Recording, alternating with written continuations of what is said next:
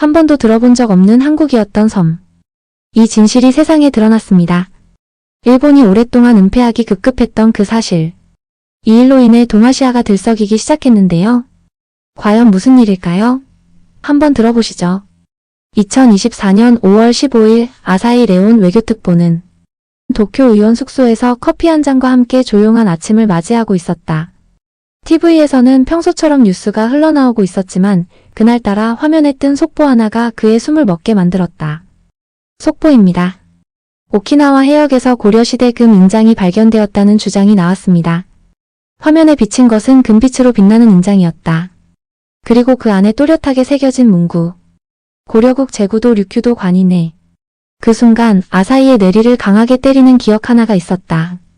어린 시절 술에 취한 할아버지가 종종 중얼거리던 말. 유에이야, 우리는 원래 이 땅 사람들이 아니야. 바다 건너 큰 나라에서 왔지.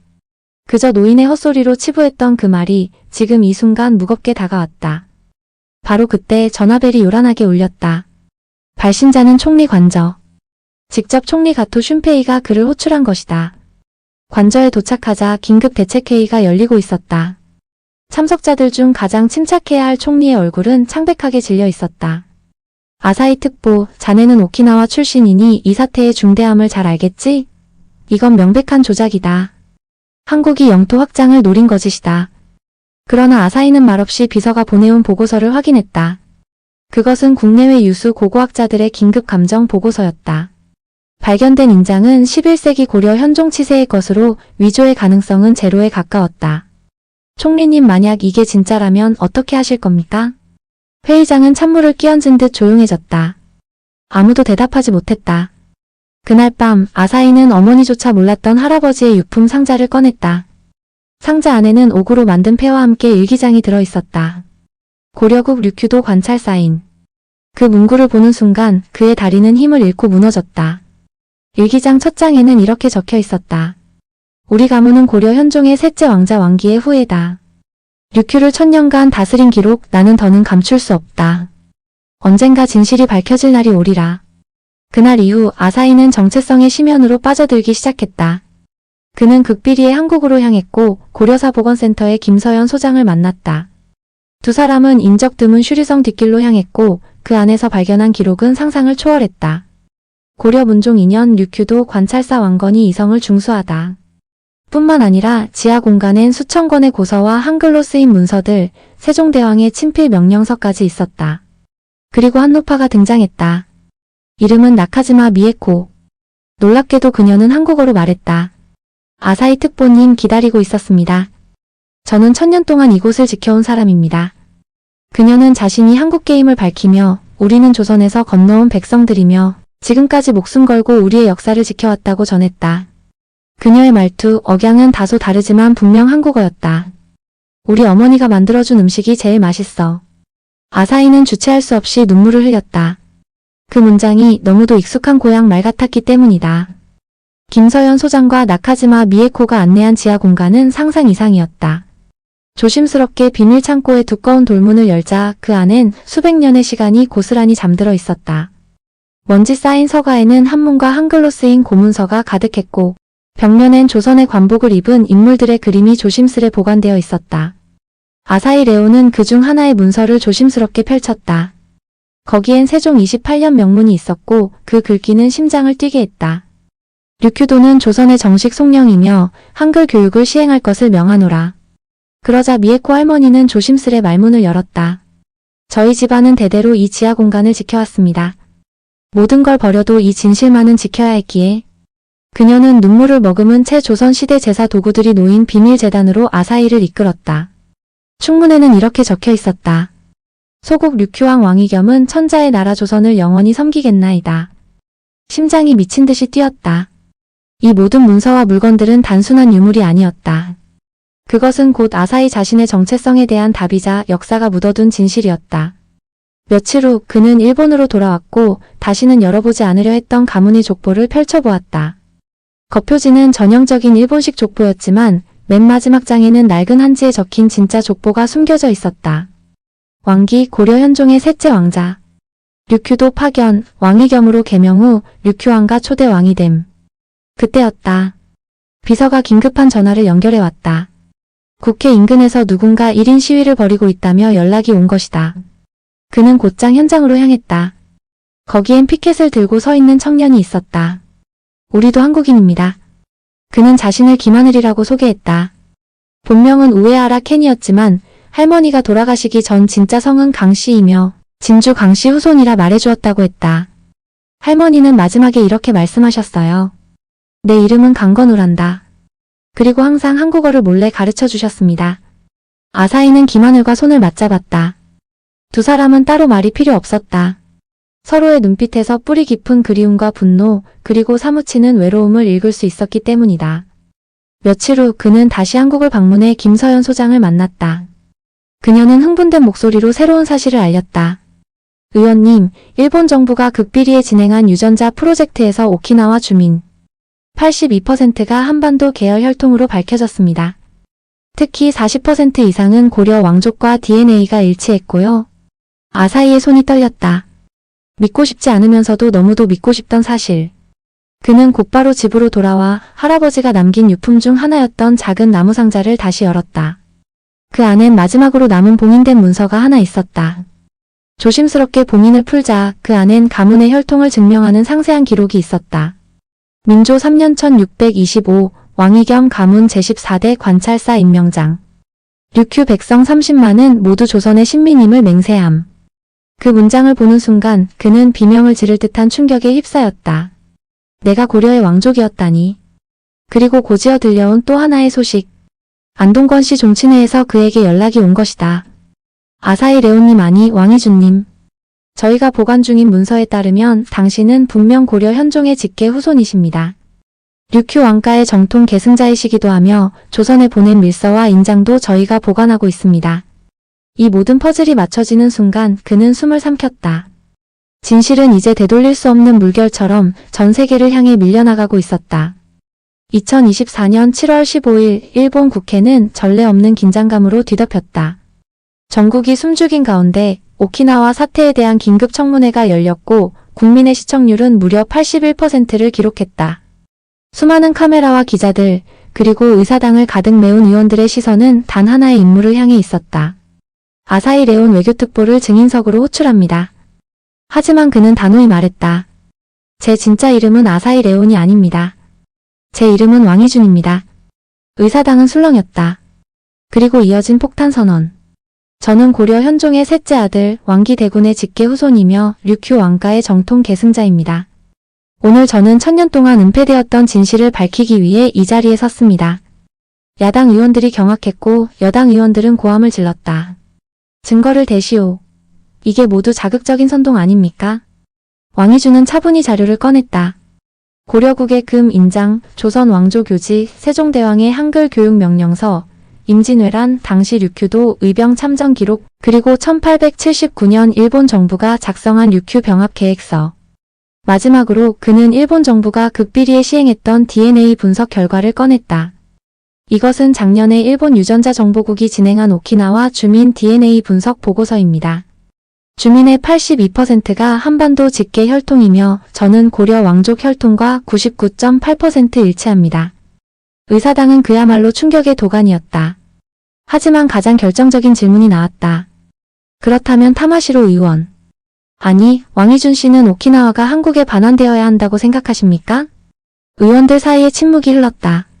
그리고 왕희준은 무겁게 입을 열었다. 저는 현실을 압니다. 국제 질서가 있고 146년이라는 시간이 흘렀습니다. 하지만 적어도 진실만큼은 바로잡아야 한다고 생각합니다. 그는 목소리를 높였다. 우리는 천년 동안 한국인이었습니다. 일본이 무력으로 역사를 지웠고 한국은 현실이라는 이유로 우리를 외면하고 있습니다. 이것이 과연 정의입니까? 의사당 뒤쪽 방청석에서 갑자기 외침이 터져나왔다. 우리는 한국인이다. 수십 명의 오키나와 시민들이 자리에서 일어나 목소리를 높였다. 경비원들이 달려가 제지하려 했지만 그들의 함성은 멈추지 않았다. 우리는 고려의 백성이다. 오키나와는 한국이었다. 의장이 망치를 두드리며 정숙을 요구했지만 그날의 국회는 더 이상 통제될 수 없었다. 여당 의원들은 집단 퇴장했고 야당 의원들은 박수를 쳤다. 언론은 이 장면을 생중계로 내보냈고 속보는 전 세계로 퍼져나갔다. 일본 국회 대란, 고려 왕손의 충격 고백, 오키나와 1000년 동안 한국 영토였다. 이튿날 왕이주는 서울의 한 호텔에서 청와대 발표를 지켜봤다. 그러나 한국 정부의 반응은 냉정했다. 역사적 사실은 사실로 받아들이지만 현재의 국제법 질서를 존중합니다. 정부는 현상 유지를 지지합니다. 그는 주먹을 불끈 쥐었다. 현상 유지라니 1000년의 역사를 그렇게 묻는다고? 김서연 소장은 그날 밤 그를 다시 찾았다. 예상했던 반응이죠. 하지만 우린 포기하지 않아요. 오키나와는 더 이상 침묵하지 않을 겁니다. 다음 날 그는 한국 국회를 찾았다. 일부 야당 의원들은 그를 맞이했고 그의 용기에 감탄했지만 대부분의 의원들은 조심스러운 반응을 보였다. 솔직히 말하면 미국이 반대합니다. 오키나와의 주둔한 미군 기지 때문에 일본과의 관계도 고려해야 하고요. 그는 고개를 끄덕였다. 현실은 잔인했고 정치란 늘 타협의 예술이었다. 하지만 그는 결코 물러서지 않았다. 청와대 앞에서는 여전히 오키나와 청년들이 단식 농성을 벌이고 있었다. 1000년을 빼앗긴 우리를 외면하지 마세요. 우리는 한국인입니다. 그들 중 한 명이 힘없는 목소리로 말했다. 왕이주님, 한국 정부가 우리를 인정해 줄까요? 그는 대답하지 못했다. 대신 그 청년의 손을 꼭 잡았다. 그 순간 놀라운 변화가 시작됐다. 한국의 시민들, 학생, 노동자, 학자, 주부들까지 자발적으로 모여들며 외쳤다. 오키나와는 우리 동포다. 시민단체들은 연합하여 오키나와 동포 인정 촉구 1000만 서명 운동을 시작했고 단 일주일 만에 목표를 달성했다. SNS는 해시태그 1000년 한국 오키나와로 뒤덮였고 각종 방송에서는 오키나와의 숨겨진 역사를 다루기 시작했다. 그는 눈물을 흘렸다. 우린 버림받았지만 혼자가 아니야. 왕이준이 일본 국회에서 폭로한 진실은 일본 사회를 송두리째 흔들어 놓았다. 정부는 즉각 움직였다. 자위대가 오키나와로 증파되었고 사실상 계엄령에 가까운 통제가 시작됐다. 하마시로 아니 왕이준. 네가 이 사태를 만든 거다. 가토 슌페이 총리는 전화기 너머로 분노를 폭발시켰다. 지금이라도 철회하고 사과하면 너와 내 가족은 살 수 있다. 하지만 계속 이딴 소리를 해대면 왕이준은 가슴이 철렁했지만 담담히 말했다. 또 3만 명을 학살하시겠습니까? 전화를 끊자마자 집 안으로 돌이 날아들었다. 깨진 창문 너머로 아이들의 울음소리가 터져나왔다. 아빠 무서워요. 왜 이러는 거예요? 그는 아이들과 아내를 품에 안고 속삭였다. 미안해 하지만 이건 우리가 반드시 해야 할 일이야. 우리 아이들이 진실 속에서 살아야 하니까. 그날 밤 오키나와 곳곳에선 검은 연기가 피어올랐다. 시위대와 자위대의 충돌이 격화되었고 고무탄과 최루탄이 난무했다. 하지만 다음날 뜻밖의 소식이 한국 안동에서 날아왔다. 안동권 시 종친회에서 그에게 직접 연락을 해온 것이다. 왕이준님, 아니 왕이경 가문 후손님. 저희가 보관 중인 고문서와 족보를 확인한 결과 당신이 류큐 왕가의 정통 계승자임이 명확히 드러났습니다. 왕이준은 곧바로 극비리의 안동을 방문했다. 고려사 복원실의 깊은 지하 공간, 146년 동안 숨겨져 있던 마지막 퍼즐이 그를 기다리고 있었다. 이것은 류큐 마지막 왕이 조선에 보낸 밀서입니다. 그 안엔 눈물겹도록 절절한 한 문장이 있었다. 1000년의 인연을 일본이 끊으려 하니 부디 훗날을 위해 이 진실을 조선에 보존해 주시옵소서. 함께 보관된 류큐 왕의 옥색, 골룡포, 왕실 족보는 모두 그 사실을 뒷받침했다. 족보에는 그의 이름이 명확히 기록되어 있었다. 왕이겸의 후손 왕이준. 제42대 정통 계승자. 그가 오키나와로 돌아왔을 때 그를 맞이한 것은 더 큰 충격이었다. 김소진 즉 우에하라 사오리의 연락이었다. 왕이준님. 슈리성 지하에서 또 다른 비밀 공간이 발견됐어요. 그는 곧장 현장으로 향했다. 낡은 돌계단을 따라 내려간 공간에는 조선 왕실 제례 도구와 제사문 그리고 충격적인 유물들이 놓여 있었다. 제례문에는 이렇게 적혀 있었다. 소국 류큐왕 왕이겸은 천자의 나라 조선을 영원히 섬기겠나이다. 김소진은 목소리를 떨며 말했다. 왕이 돌아오실 때를 위해 우리 조상들이 목숨 걸고 지켜낸 겁니다. 왕이준은 눈물을 삼켰다. 이 모든 게 단순한 민속 전설이 아니라 실제 역사였다는 사실에 전율이 일었다. 그러나 그 순간 오키나와에 다시 폭풍이 몰아쳤다. 총리 가토가 직접 오키나와에 내려왔다. 왕이 되고 싶은가? 일본을 배신하고? 저는 왕이 되고 싶은 것이 아닙니다. 저는 단지 진실을 말하고 싶은 것입니다. 닥쳐. 떠나고 싶으면 떠나. 하지만 오키나와는 영원히 일본 땅이다. 왕이주는 눈을 똑바로 마주보며 말했다. 총리님, 진실은 숨길 수 없습니다. 오키나와는 1000년 동안 한국이었고 사람들은 이제 그 사실을 압니다. 그 말에 총리의 얼굴은 사색이 되었다. 좋아. 그럼 두고 보자. 누가 이기나. 그가 떠난 직후 더 많은 자위대가 오키나와에 배치되었다. 그러나 주민들의 의지는 꺾이지 않았다. 거리 곳곳에선 자발적인 한글 교실이 생겼고 조선식 제사를 복원하려는 움직임도 시작되었다. 우리는 고려의 후예다. 1000년의 역사를 되찾자. 어린아이부터 노인까지 밤마다 작은 방에 모여 기역과 니은, 디귿을 배워갔다. 사람들은 조심스럽게 조선 음식 레시피를 되살렸고 비밀리에 된장찌개, 김치, 불고기가 오키나와 골목에 등장하기 시작했다. 그리고 마침내 오키나와 의회가 비상 결정을 내렸다. 우리는 국적은 일본이지만 정체성은 한국인임을 선언한다. 그 순간 SNS는 다시 한번 폭발했다. 해시태그 우리는 한국인이다. 해시태그 오키나와는 고려이도 해시태그 천년 의진실 해시태그가 전 세계를 뒤덮었다. 일본 정부는 즉각 의회를 해산시키고 경제 제재를 가했다. 식량 수입이 중단되고 생필품 공급이 끊겼다.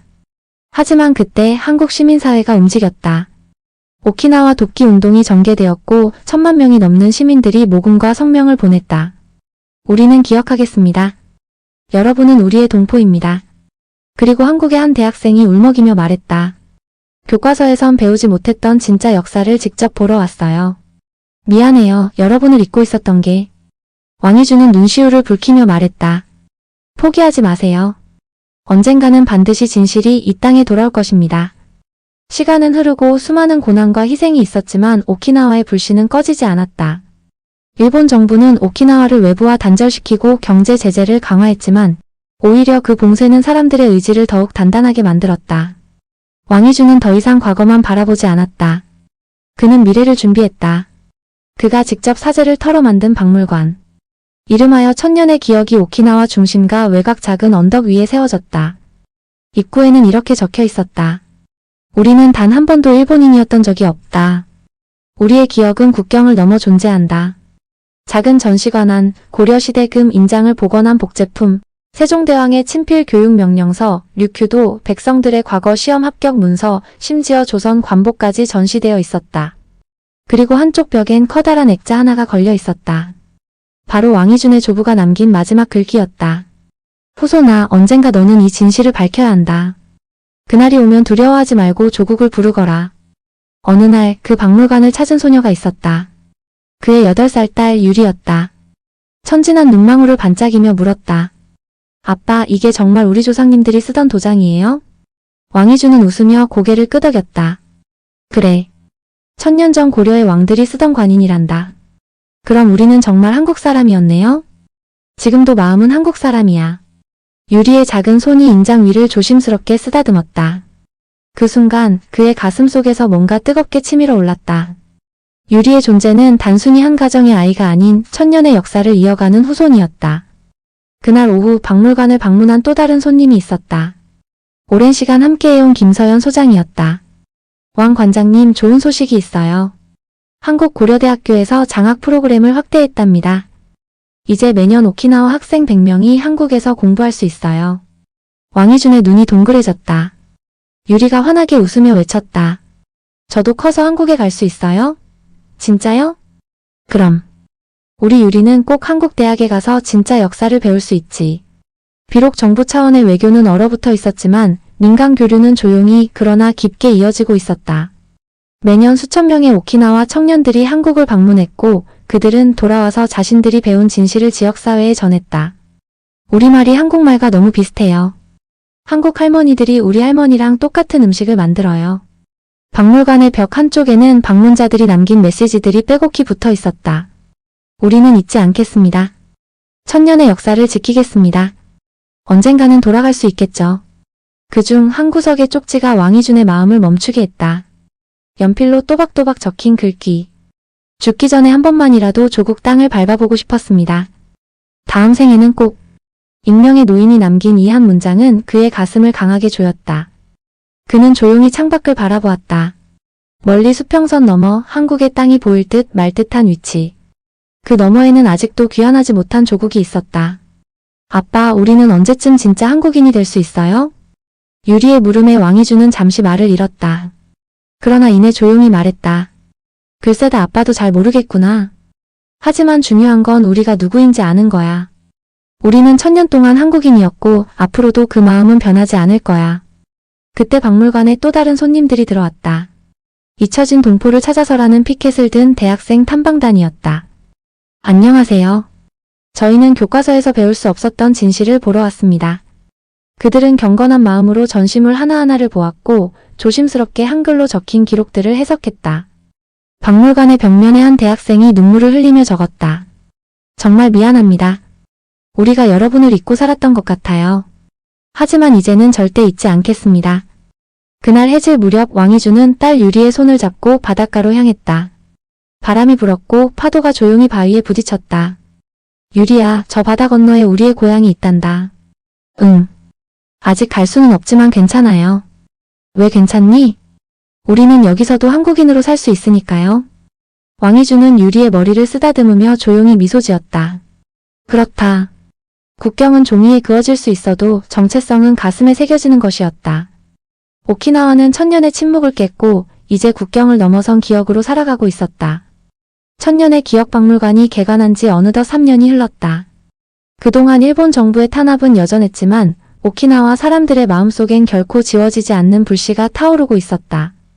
기억은 단단했고 정체성은 더욱 뿌리 깊어졌다. 왕이주는 매일 아침 박물관의 문을 열며 조용히 읊조렸다. 우리는 고려의 후손이다. 바다를 건넌 이 땅 위에서 1000년을 기다렸다.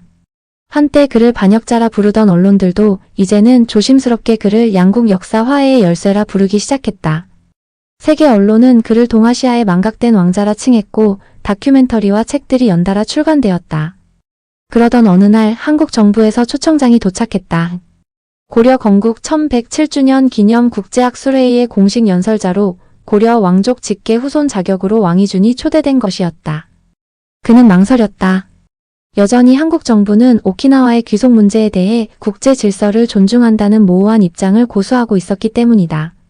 그러나 그의 딸 유리가 말했다. 아빠, 우리가 누구인지 말할 기회가 오면 절대 피하지 말라고 했잖아요.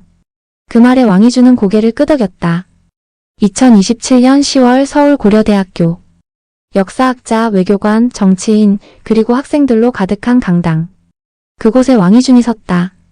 검은 한복과 붉은 두루마기. 그가 착용한 복장은 유큐항가에서 전해 내려오던 전통 의상이었다. 그는 마이크 앞에 서서 조용히 입을 열었다. 제 이름은 왕이준입니다. 고려 현종의 셋째 아들 왕기의 42대 손입니다. 저는 유큐, 지금의 오키나와에서 태어났지만 제 피는 1000년을 거슬러 고려에서 흐릅니다. 순간 장내가 조용해졌다. 그리고 그는 다음과 같이 선언했다. 정체성은 주어지는 것이 아닙니다. 스스로 기억하고 지키고 이어가는 것입니다. 우리는 국적은 일본이지만 영혼은 한국인입니다. 역사가 그것을 증명합니다. 청중석에서 누군가 울기 시작했고 이어서 박수 소리가 퍼져나갔다. 처음엔 조심스럽던 박수는 곧 전 강당을 가득 메운 기립박수가 되었다. 그날 이후 한국 각지에서 왕이준에게 강연 요청이 쇄도했다. 그는 정치인이 아니라 기억을 전하는 증인으로 자신을 정의했다. 그는 말과 행동 모두를 조심스레하면서도 진실만큼은 명확히 전했다. 오키나와는 한국 땅이어야만 한다는 외침이 아닙니다. 오키나와 사람들에게도 우리는 누구인가를 선택할 자유가 있어야 한다는 외침입니다. 그러던 중 국제사회도 반응하기 시작했다. 유네스코는 오키나와 고려 기록 유산을 세계기록유산 잠정 목록에 올렸고 프랑스 파리의 아시아문화연구소는 오키나와 류큐항가의 고려 연원을 집중 조명하는 전시회를 열었다. 반면 일본 정부는 여전히 완고했다. 오키나와의 자치운동을 분열 선동이라 비난했고 왕이준을 반국가적 요소로 지목했다. 한때 그를 직접 협박했던 가토 총리는 은퇴했지만 후임 총리 또한 외교적 부담을 이유로 오키나와 정체성 선언을 공식 부정했다. 하지만 그런 정부의 반응과는 달리 일본의 시민사회는 조금씩 변화하고 있었다. 도쿄대학 학생회는 오키나와 진실을 알리는 세미나를 열었고 일본 내 한글 교육에 관심을 갖는 청년층이 점차 증가했다. 왕이준은 다시 오키나와로 돌아와 조용한 일상으로 복귀했다. 그는 매주 아이들과 청년들을 위한 무료 역사 강연을 열었고 한국어를 배우려는 학생들과 함께 한글 노래를 불렀다. 박물관 한켠에는 오키나와 아이들이 만든 소박한 전시물이 생겨났다. 우리가 쓰는 말은 한국말이었어요. 우리 할머니가 불러주시던 자장가는 사실 한글 노래였대요. 그는 그 모든 걸 보며 미소 지었다. 바람은 여전히 불고 파도는 여전히 넘실거리며 섬을 감싸고 있었다. 그리고 그 속에서 아이들의 목소리가 울려 퍼졌다. 우리는 한국인이다. 1000년 전에도 지금도. 그날 밤 그는 유리와 바닷가에 나란히 앉아 있었다. 소녀는 별을 올려다보며 물었다. 아빠, 나중에 내가 어른이 되면 우리 다시 하나가 될 수 있을까? 왕이주는 잠시 말을 멈췄다가 대답했다. 유리야, 아빠는 그렇게 믿어. 진실은 언젠가 반드시 돌아오거든. 소녀는 아버지의 손을 꼭 잡았다. 그럼 우리 그날이 올 때까지 여기에 있으면서 기다리자. 왕이주는 고개를 끄덕였다. 1000년의 기다림이 하루하루 이어지고 있었다. 하지만 지금 이 순간 그는 확신했다. 우리는 버려졌을지언정 잊히지 않았다. 우리는 1000년을 견뎠다. 그러니 앞으로도 기다릴 수 있다.